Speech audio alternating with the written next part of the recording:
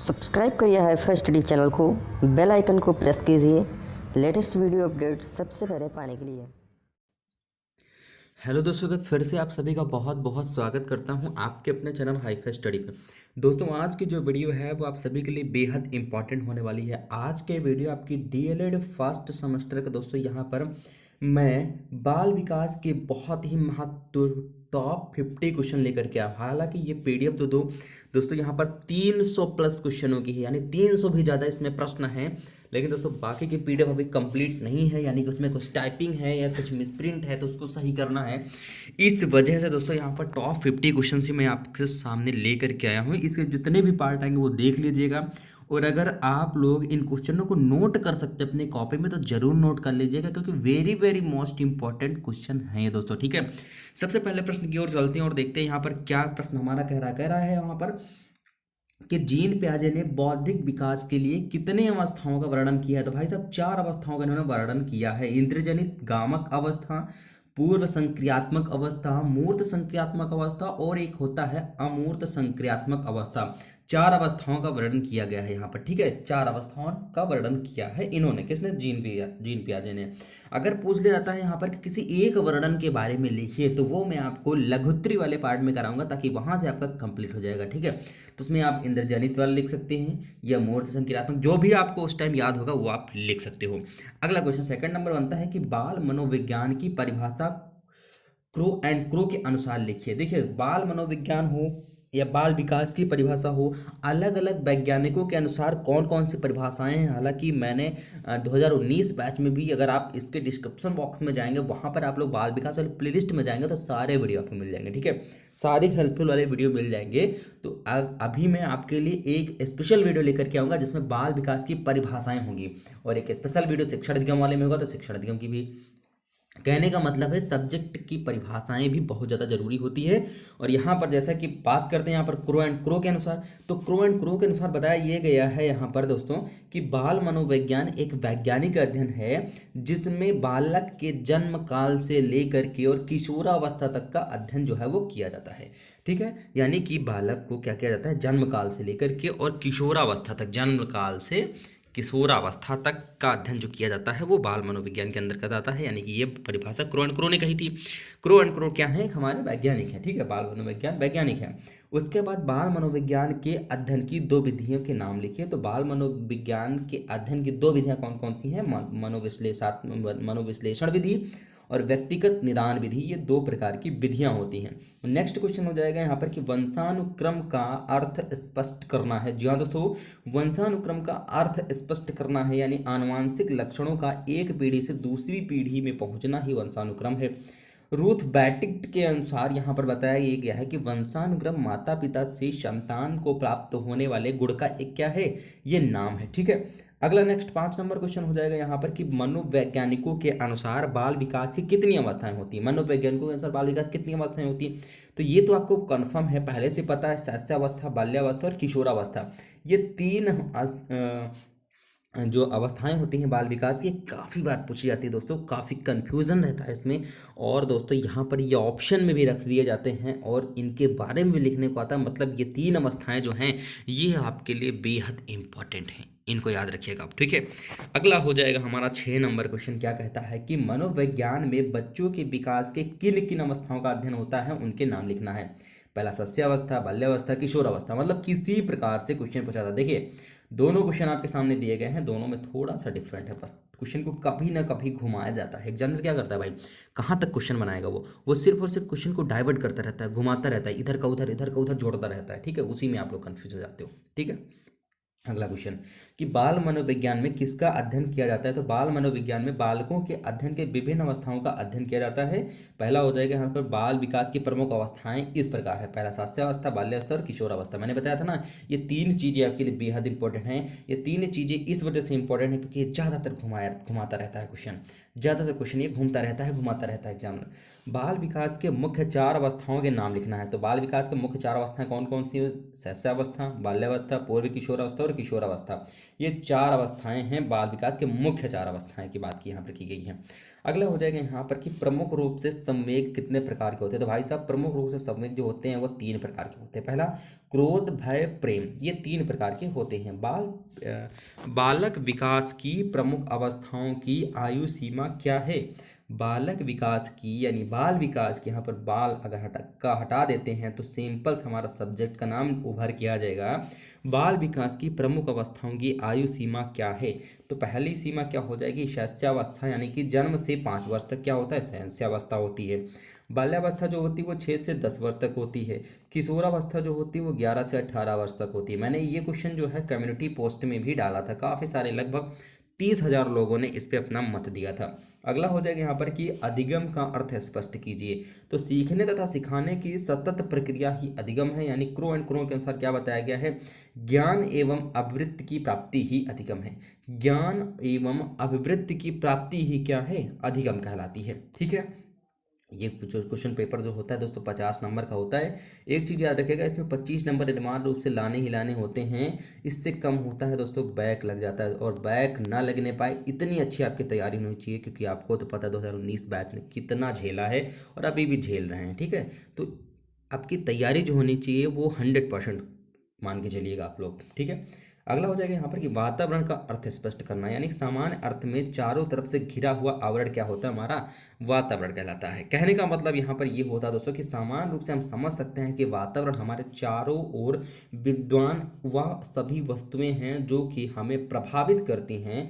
और जे एस राय के अनुसार क्या बताया गया है कि वातावरण वह शक्ति है जो हमें प्रभावित करती है। जी हाँ दोस्तों, क्या करती है, प्रभावित करती है। नेक्स्ट हो जाएगा हमारा कि रुचि एवं ध्यान में संबंध बताइए।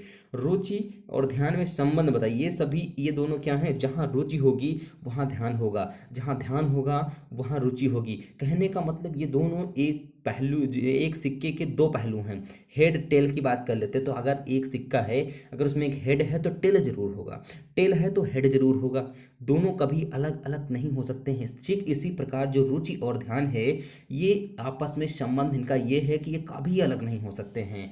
ठीक है, एक सिक्के के 2 पहलू समझ लीजिए इनको। कहने का मतलब यह है कि किसी कार्य को हम ध्यानपूर्वक तभी कर सकते हैं जब उस कार्य में हमें रुचि होगी। कहने का मतलब समझ में आ रहा होगा आप लोगों को कि रुचि और ध्यान को एक ही जगह पर हम रख सकते हैं। जहाँ पर क्या होगा, जहाँ पर रुचि होगी वहाँ ध्यान होगा, जहाँ ध्यान होगा वहाँ पर रुचि होगी। जब किसी काम को हम ध्यान लगाकर करते हैं तो उसमें रुचि भी हमको, माने किसी काम को रुचि में होती है तो उसमें ध्यान भी लगाना पड़ता है। ठीक है, ये चीज़ें हैं। अगला होता है हमारा 14 नंबर क्वेश्चन, क्या कहता है कि व्यक्तित्व मापन की प्रमुख विधियां कौन सी हैं। व्यक्तित्व मापन की प्रमुख विधियां कौन सी हैं, यानी कि वस्तुनिष्ठ विधि हो जाएगा, एक आत्मनिष्ठ विधि हो जाएगा, एक प्रक्षेपण विधि हो जाएगा। ठीक है, पहला वस्तुनिष्ठ, दूसरा आत्मनिष्ठ, तीसरा प्रक्षेपण विधि हो जाएगा। व्यक्तित्व मापन की प्रमुख 3 विधियां होती हैं, वस्तुनिष्ठ, आत्मनिष्ठ, प्रक्षेपण। नेक्स्ट हो जाएगा यहाँ पर कि व्यक्तित्व के निर्धारण तत्व का नाम बताना है। तो व्यक्तित्व के निर्धारक जो तत्व हैं, वंशानुक्रम, वातावरण, सामवेगिक तत्व, सामाजिकरण और शारीरिक तत्व। देखिए ये पीडीएफ अगर आपको लेना है तो पीडीएफ आपको दोस्तों ये डिस्क्रिप्शन बॉक्स में एक लिंक मिल जाएगा टेलीग्राम का, वहाँ पर अपलोड हो जाएगी, वहाँ से आप लोग डाउनलोड कर लीजिएगा। या फिर आप लोग डायरेक्टली जाकर सर्च करिएगा हाई-फाई स्टडी 94, स्पेस नहीं देना है आपको बिल्कुल भी, और स्मॉल लेटर में ही टाइप करना है हाई-फाई स्टडी 94 सर्च करना है। वहाँ पर आपको चैनल मिल जाएगा टेलीग्राम पे, वहीं पर आपको पीडीएफ मिलती है, उसको ज्वाइन जरूर कर लीजिएगा। किसी प्रकार की कोई भी फीस वगैरह मत सोचिएगा कि ज्वाइन करने की कोई फीस, किसी भी प्रकार की जैसे कोई भी फीस नहीं ली जाएगी, पूरा का पूरा आपका कोर्स जो है वो फ्री है। ठीक है, चलिए आगे बात करते हैं यहाँ पर 16 नंबर क्वेश्चन की कि रुचि की किन्हीं 2 विशेषताओं का वर्णन करना है। रुचि की किन्हीं 2 विशेषताओं का वर्णन करना है, कौन कौन सी। पहला हो जाएगा रुचि ज्ञान पर आधारित होती है, दूसरा हो जाएगा रुचि एवं ध्यान एक ही सिक्के के 2 पहलू होते हैं, जैसे कि मैंने अभी आपको बताया। क्वेश्चन कहाँ तक बनाएगा एग्जाम में, क्वेश्चन क्या करता है, सिर्फ और सिर्फ क्वेश्चन को चेंज करता है। ठीक है, उसकी भाषा को चेंज करता है, उसकी शैली को चेंज करता है कि आप कन्फ्यूज हो जाए। अगला हो जाएगा यहाँ पर कि अभिप्रेरणा को परिभाषित कीजिए। अभिप्रेरणा यानी अंग्रेजी शब्द में क्या होता है, मोटिवेशन होता है, का हिंदी रूपांतरण है, यानी अभिप्रेरणा से क्रियाशीलता प्रकट होती है और अभिप्रेरणा अधिगम यानी सीखना का सहायक अंग है। जॉनसन के अनुसार बताया यह गया दोस्तों कि अभिप्रेरणा जो है वो समान क्रियाकलापों का प्रभाव जो मानव व्यवहार को उचित मार्ग पर ले जाती है। ठीक है, उचित मार्ग पर ले जाती है। 18 नंबर क्वेश्चन कहता है कि बाल मनोविज्ञान की आवश्यकता क्यों है। ठीक है, सबसे इंपॉर्टेंट क्वेश्चन है कि भाई साहब बाल मनोविज्ञान की आवश्यकता आखिरकार क्यों है, क्यों ही ये इसका इंपॉर्टेंट है, क्यों इसको इंपॉर्टेंस दिया जाता है, क्या चीज़ें हैं इसमें। तो ठीक है, तो यानी कि वर्तमान समय में प्रारंभिक शिक्षा जो है वो बाल केंद्रित है। प्रारंभिक शिक्षा क्या है भाई साहब, बाल केंद्रित है। ठीक है, इसमें बालक को केंद्र मानकर शिक्षा दिया जाता है। ठीक है, इसमें बालक को केंद्र मानकर शिक्षा दिया जाता है। अगली बात हमारी हो जाती है कि बाल मनोविज्ञान में सहायता से शिक्षक बालक का सर्वांगीण विकास कर सकता है, ये चीज़ें होती हैं इसमें। 19 नंबर क्वेश्चन कहता है कि मानसिक विकास को प्रभावित करने वाले दो कारक कौन कौन से हैं। तो मानसिक विकास को प्रभावित करने वाले कारक दो कौन कौन से हैं, बालक का भोजन, दूसरा वंशानुक्रम। बालक का भोजन और वंशानुक्रम। 20 नंबर क्वेश्चन हमारा हो जाएगा स्मृति यानी स्मरण, जिसे हम कहते हैं स्मृति यानी स्मरण, यानी कि सामान्य अर्थ में स्मृति का अर्थ होता है याद रखना। ठीक है, याद रखना। वुडवर्थ के अनुसार याद रखने की क्या बात कही गई है, यानी स्मृति के बारे में वुडवर्थ ने क्या कहा है कि जो बात पहले सीखी जा चुकी है उसको याद रखना ही क्या है, स्मृति है। अगर आप किसी चीज़ को सीखते हो तो उसको याद रखना बहुत जरूरी है, वही हमारी स्मृति, वही हमारा याद रखना है। आपने क्या किया, आपने क्या किया, बाल विकास की परिभाषा पहले पढ़ा। ठीक है, पहले आज के 10 दिन पहले, 20 दिन पहले, 50 दिन पहले आपने परिभाषा पढ़ी बाल विकास की और आज आपको याद है। ठीक है, आज आपको याद, यही क्या है, स्मृति है। आगे बात करते हैं 21 नंबर क्वेश्चन की कि वृद्धि एवं विकास से संबंधित किन्हीं दो कारकों के नाम लिखना है। वृद्धि एवं विकास से संबंधित किन्हीं दो कारकों के नाम लिखना है। पहला हो जाएगा बालक का भोजन, दूसरा हो जाएगा लैंगिक अंतर। जितने भी मैं आपको प्रश्न करा रहा हूँ very very most important question है, कहीं अलग आपको ये क्वेश्चन नहीं मिलेंगे, ये चीज़ आप लोग याद रखिएगा। कहीं पर इस तरह के क्वेश्चन नहीं मिलेंगे, एक एक क्वेश्चन के चार चार टाइप मिलेंगे आपको। ठीक है, बस घुमा घुमा के पूछा जाएगा ये क्वेश्चन। अगला हो जाएगा कल्पना क्या है, यानी मैकडूगल के अनुसार बताया गया है कि कल्पना दूरस्थ वस्तुओं, दूरस्थ लिखा हुआ है, कल्पना दूरस्थ वस्तुओं के संबंध का चिंतन है। जैसे जैसे बालक में भाषा का ज्ञान होता है कल्पना शक्ति बढ़ता जाता है। ये क्या है, कल्पना शक्ति है, मैकडूगल के अनुसार बताया गया है।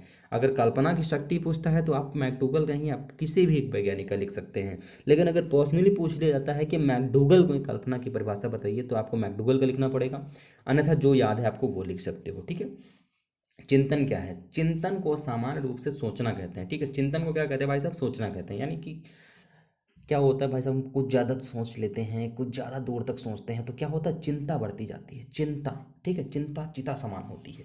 यानी चिंतन प्रतिकारात्मक व्यवहार है, यानी कि चिंतन के विकास के लिए बच्चों में करके सीखना की क्रिया को जागृत करना अति आवश्यक है और चिंतन के द्वारा ही प्रतिदिन नए नए खोज भी हो रही है। ये चीज़ है भाई, यहाँ से यहाँ इसकी चीज़ हम चिंतन कर रहे हैं, यार ये कैसे होगा, ये कैसे होगा, कैसे होगा, उसी बीच में क्या होगा, एक नया हमको जानकारी मिल जाती है, एक नई खोज मिल जाती है, करने का तरीका नया मिल जाता है। तो ये सभी क्या है, हमारा चिंतन के अंतर्गत आते हैं। ठीक है, आगे बात करते हैं यहाँ पर कि तर्क क्या है, तर्क कुतर्क। ठीक है, तर्क अच्छा होता है, कुतर्क अच्छा नहीं होता है, और दोनों देखे जाए अगर वैज्ञानिक तरीके से देखे जाए दोनों अच्छे होते हैं, तर्क और कुतर्क दोनों अच्छे होते हैं। वुडवर्थ के अनुसार बताया यह गया है कि मन में उद्देश्य एवं लक्ष्य को रखकर क्रमानुसार चिंतन करना ही क्या है, तर्क है। बालक जैसे जैसे बढ़ता जाता है उसमें चिंतन या तर्क की क्षमता आ जाती है, जैसे जैसे उसकी वृद्धि होती है, जैसे जैसे बढ़ता है उसमें क्या होता है, तर्क की चिंतन तथा तर्क की क्षमता आती जाती है। यानी तर्क के द्वारा बालक अपनी बात को सही सिद्ध करता है, चिंतन करने से तर्क की क्षमता बढ़ती है और चिंतन प्रथम सोपान है तथा जुड़ा तर्क दूसरा सोपान है। यह 11 से 12 वर्ष की आयु में तर्क की क्षमता बालकों में आ जाती है। ये चीज़ें आप लोग याद रखिएगा। 25 नंबर क्वेश्चन कहता है यहाँ पर कि बालकों में कल्पना शक्ति का विकास कैसे कर सकते हैं। पहला तो कर सकते हैं आप लोग की भाषा विज्ञान का विकास करके, दूसरा कहानियाँ या कथाएं सुना करके। दो तरीके से आप लोग बेसिकली कर सकते हो, भाषा विज्ञान का विकास करके, कहानियाँ सुना करके या कथाएं सुना करके। इसमें क्या होता है, इसमें कहानियाँ सुनाने से, कथाएं सुनाने से क्या होता है, उसमें कल्पना शक्ति का विकास होता है, उसके दिमाग जो है वो बढ़ता है। ठीक है, ये चीज़ें होती हैं।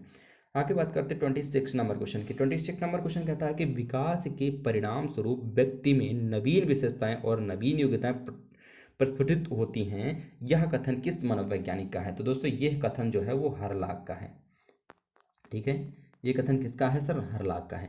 आगे बात करते हैं यहाँ पर दोस्तों कि किस विधि के द्वारा मनोवैज्ञानिक बालक से उसके अभिभावक अथवा अध्यापक से साक्षात्कार करता है, यानी साक्षात्कार विधि के द्वारा। अगला हो जाएगा 28 नंबर की, वातावरण वह प्रत्येक वस्तु है जो व्यक्ति के जीन्स के अतिरिक्त प्रत्येक व्यक्ति को प्रभावित करता है, और यह परिभाषा किसकी है? एनोस्टॉसी की है। ठीक है, ये चीज़ याद रखिए, काफ़ी बार प्रश्न ये जो दोस्तों जो है ये पूछा भी जाता है। नेक्स्ट हो जाएगा हमारा यहाँ पर कि बाल विकास पर वंशानुक्रम पर प्रभाव स्पष्ट करना है, यानी बच्चों के व्यक्तित्व के प्रत्येक पहलू पर वंशानुक्रम का प्रभाव निम्नलिखित रूप से पड़ता है। पहला हो जाएगा यहाँ पर कि बालकों में माता पिता की विशेषताएं हस्तांतरित होती हैं। दूसरा हो जाएगा आपके कि बालकों की मूल शक्तियों का प्रमुख कारण उसका वंशानुक्रम होता है। दूसरा ये हो जाएगा आपका। ठीक है, अगला हो जाएगा हमारा 30 नंबर क्वेश्चन, क्या हो जाएगा यहाँ पर कि बाल विकास में वातावरण का प्रभाव स्पष्ट करना है। तो बुद्धि का प्रभाव, यानी बालक को उत्तम एवं स्वच्छ वातावरण में रखना चाहिए जिससे उसकी बुद्धि लब्धि में वृद्धि होती है। व्यक्तित्व पर प्रभाव पड़ना, व्यक्तित्व पर प्रभाव यानी कि अच्छे रहन सहन का व्यक्तित्व पर विशेष प्रभाव भी पड़ता है। ठीक है, ये चीज़ें आप लोग जरूर से ज़रूर याद रखिएगा। और एक चीज़ मैं आपको बता दूं दोस्तों, यहाँ पर मैंने आपको बोला था कि 50 क्वेश्चन कराऊंगा, लेकिन इसके आगे के सीरीज़ में आपको नेक्स्ट वीडियो में दूंगा, क्योंकि आगे करेक्शन थोड़ा बहुत करना है। जो थोड़ा बहुत करेक्शन है उसको भी करना है, मिलाना भी पड़ता है कि क्या सही है क्या गलत है।